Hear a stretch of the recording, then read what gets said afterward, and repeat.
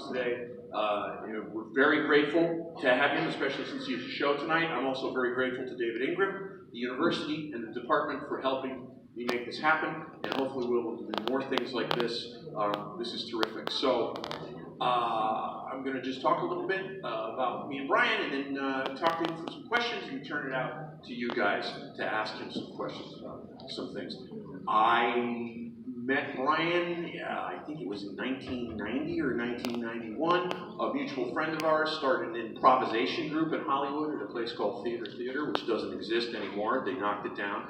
And we would meet on Friday afternoons, about 6 of us, and get together in this little place because we were all a bunch of unemployed, lost souls in the business. And Bryan was one of the people there, and we would do, this friend of ours would lead improvisation exercises, and we would do exercises together. And I had to say, one thing that always impressed me about him when we were youngsters was that he always made a choice. And that's important, because I learned a lot from watching him, especially from an improvisation point of view. He never apologized for what he did as making the choice. Moi, who was always up in my head, watched him and was very inspired about him. So that's how we know each other, for whatever it's worth. It's good to see you again. You really too. Is. It's been a long time. It's been way too long. So,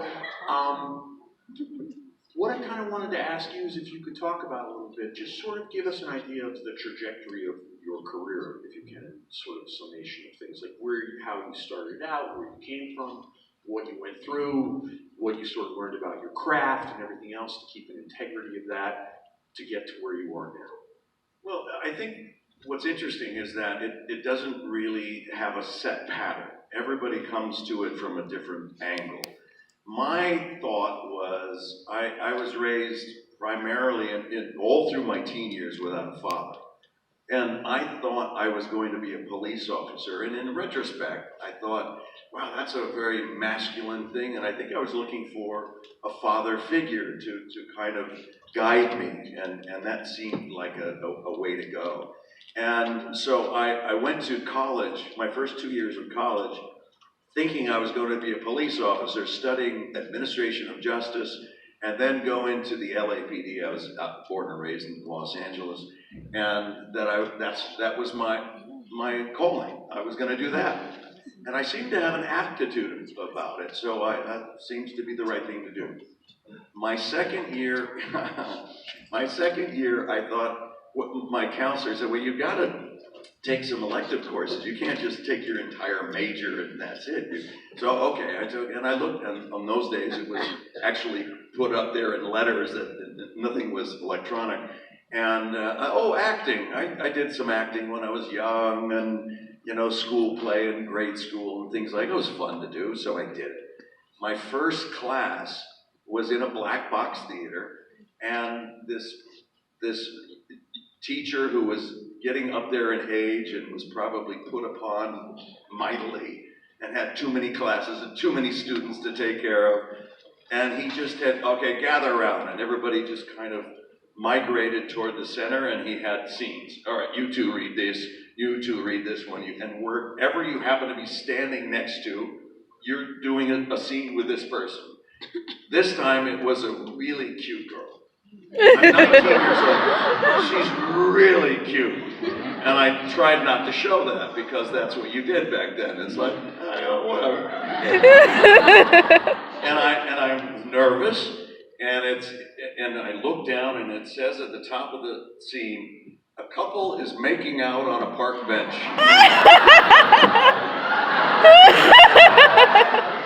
Now I get a little nervous, and it's like, oh. And I looked over, of course, and she's talking to a friend. She hasn't read that part yet, but I know she will. And when she does, she's going to look over to see who she has to kiss. And I thought, okay, I need to make myself a little more presentable,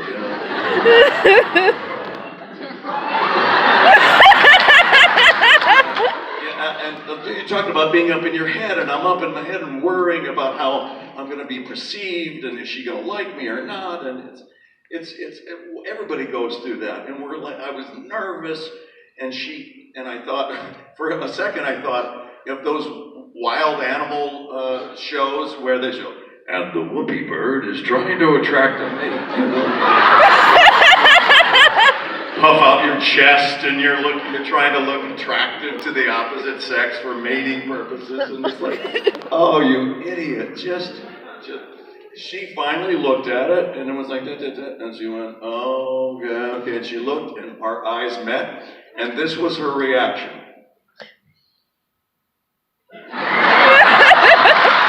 I took that as a victory.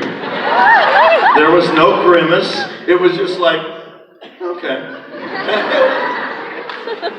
So the scene had me wanting to talk to her about maybe we shouldn't be seeing each other anymore. We might need to break up or need some space, time alone.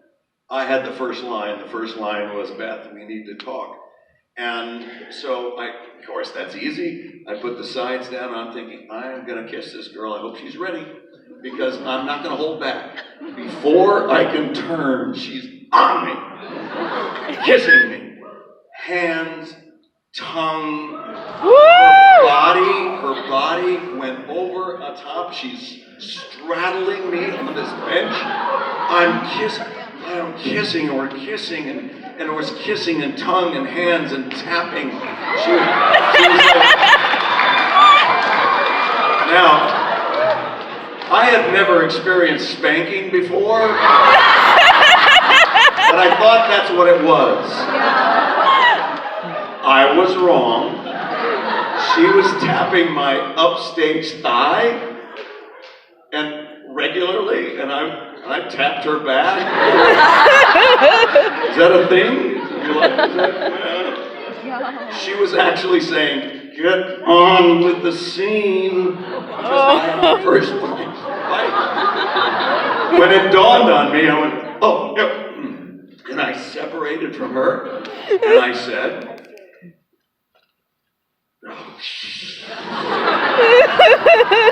he forgot what the name was, and we finally got through it. At the break, I caught her. In those days, remember, everybody smoking cigarettes, and we're like thinking we're so cool. And she was having a cigarette, and I came up to her, and I thought, well, this girl really liked me. She was all over me, and this is going to be the easiest date I ever